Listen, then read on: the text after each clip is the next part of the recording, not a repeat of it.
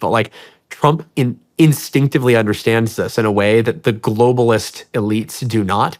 They thought that outsourcing everything was just a great thing. It's amazing. They're against tariffs. It's like, why would you make it in the less efficient economy? Why wouldn't you make it wherever it wants to be made according to the global interdynamics?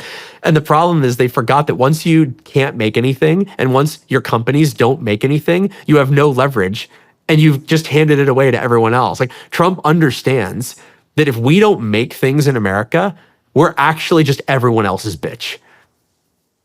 And what's the price on that? It's easy to complain about tariffs making cars more expensive because the parts can't come from China.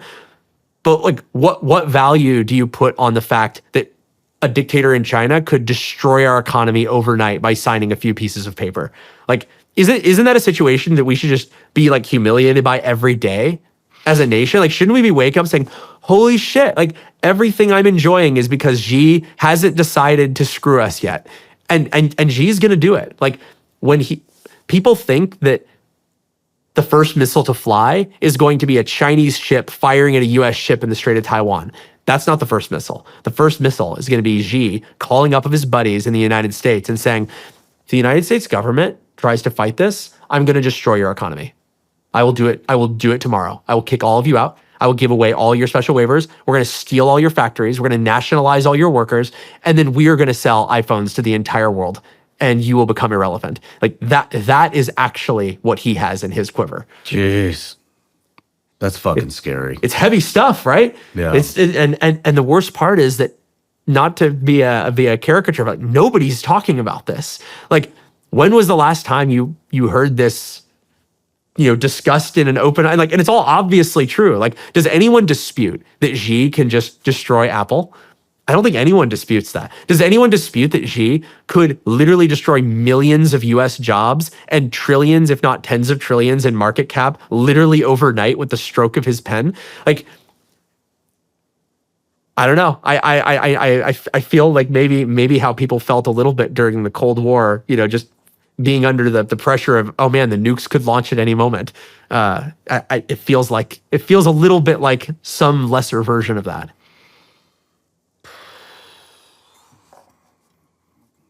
So yeah, I'm a libertarian who's pro tariffs now. Is the real conclusion.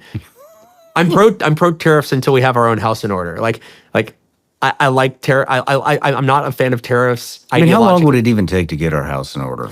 Not even that long. I mean, you've probably seen what people say. Oh well, maybe tariffs work in theory, but I mean, it'll take years or decades to set up factories.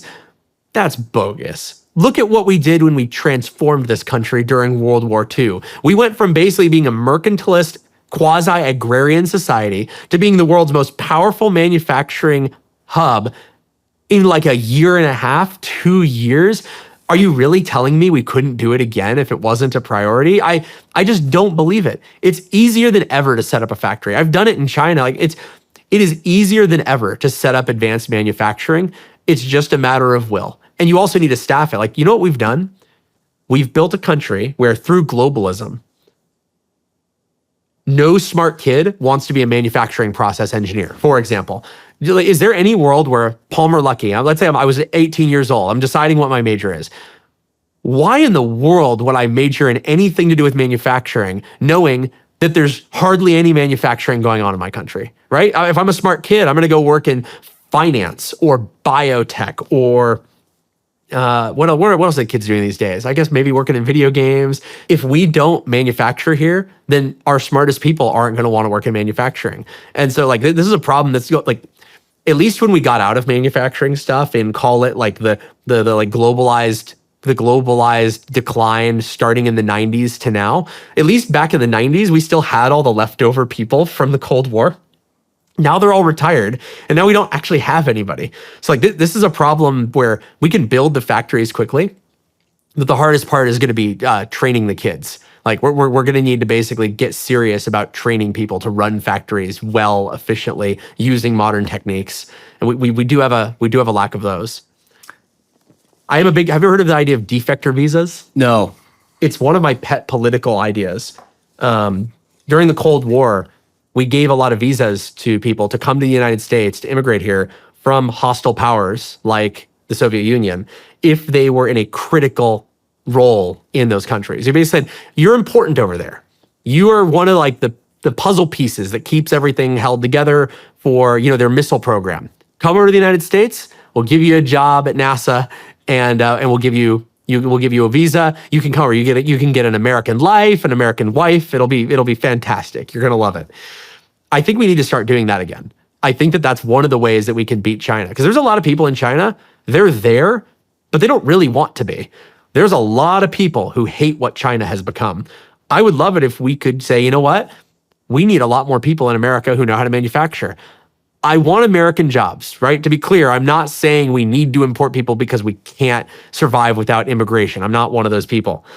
But if we can steal their very best manufacturing engineers, deprive China of those people, and then put them to work here, helping us catch up with China on manufacturing, I mean, that's a great trade. You know, let's haul over their best plant managers, and then let's have 1,000 jobs created by each of those guys here in America. I think we need to bring back defector visas. We need to own it. And it seems like a type of immigration that even the really anti-immigration people can get behind. Because the point is like, look, we're not trying to bring in millions of fruit pickers. We're trying to steal the very best people from our greatest foe. Surely we can agree that that's usually worth doing. It's better for us to have those people, for them to be running the missile factory that's going to blow up our nation. There was a little bit of a debate on that not too long ago, correct? You do like the skilled immigration versus not. Yeah. So that's true. The difference there is that H-1Bs are about whether or not they're, like, it's on theory, of course, there's so much H-1B abuse. You would not believe what I saw when I was in Silicon Valley. It is insane. It's obviously a program to try and replace U.S. workers with basically slave labor that can't ever escape. The H-1B abuse is crazy. But in theory, H-1Bs are to create a job for an immigrant if there is not a person who could be hired to do that job in the United States.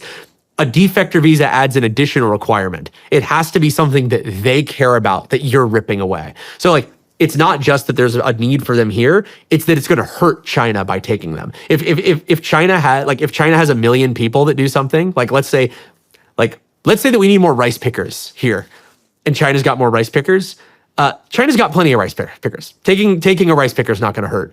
Taking the head of an advanced silicon manufacturing facility that can make cutting-edge computer graphics chips, that is going to really, really hurt them. Mm-hmm. So I say that was the part of the debate that I didn't see present, is using immigration not just as a tool to help the United States, but to harm our adversaries. I want to stop focusing on the plow and start turning it into a sword. It's a double win.